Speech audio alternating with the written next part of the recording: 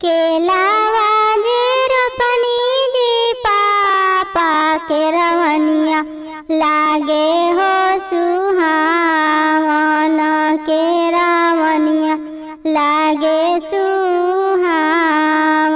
बेटी जब जन्म ली हो पापा महलिया लागे सुहावन महलिया लागे सुहाव। केलावा जे कटनी जी पापा के रवनिया लागे हो सुनावा के रवनिया लागे हो सुना।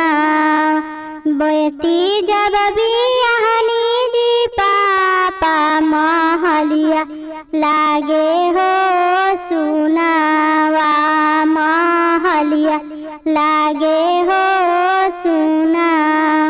केलावा जे रोपनी जी भैया के रवनिया लागे सोहावन के रवनिया लागे सोहाव। बहिनी जन्म ली हो भैया महलिया लागे सोहावन आंगनवा लागे सोहाव।